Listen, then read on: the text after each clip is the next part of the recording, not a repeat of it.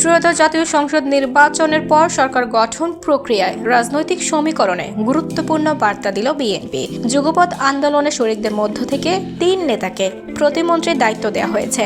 এর মধ্যে রয়েছেন নুরুল হক নূর, তিনি শ্রম ও কর্মসংস্থান মন্ত্রণালয় এবং প্রবাসী কল্যাণ ও বৈদেশিক কর্মসংস্থান মন্ত্রণালয়ের প্রতিমন্ত্রীর দায়িত্ব পেয়েছেন। অর্থ ও পরিকল্পনা মন্ত্রণালয়ের প্রতিমন্ত্রীর দায়িত্ব পেয়েছেন মোহাম্মদ জোনায়েদ আব্দুর রহিম সাকি, আর শিক্ষা মন্ত্রণালয় এবং প্রাথমিক ও গণশিক্ষা মন্ত্রণালয়ের প্রতিমন্ত্রী হয়েছেন ববি হাজ্জাজ। ত্রয়োদশ সংসদ নির্বাচনে যুগপৎ আন্দোলনে শরিকদের জন্য 8টি সংসদীয় আসন ছেড়ে দিয়েছিল বিএনপি।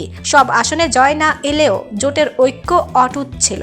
সেই রাজনৈতিক বোঝাপড়ার ধারাবাহিকতা সরকার গঠনে 3টি প্রতিমন্ত্রীর পদ বরাদ্দ দেওয়া হয়েছে তাদের জন্য।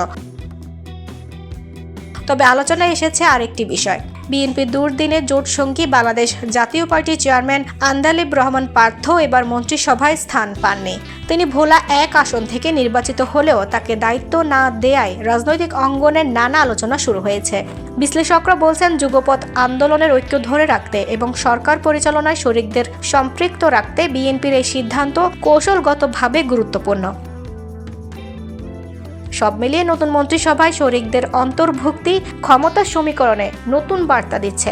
এখন দেখার বিষয় এই সমন্বয় কতটা কার্যকরভাবে সরকার পরিচালনায় প্রতিফলিত হয়। ডেস্ক রিপোর্ট, দৈনিক দৃষ্টি।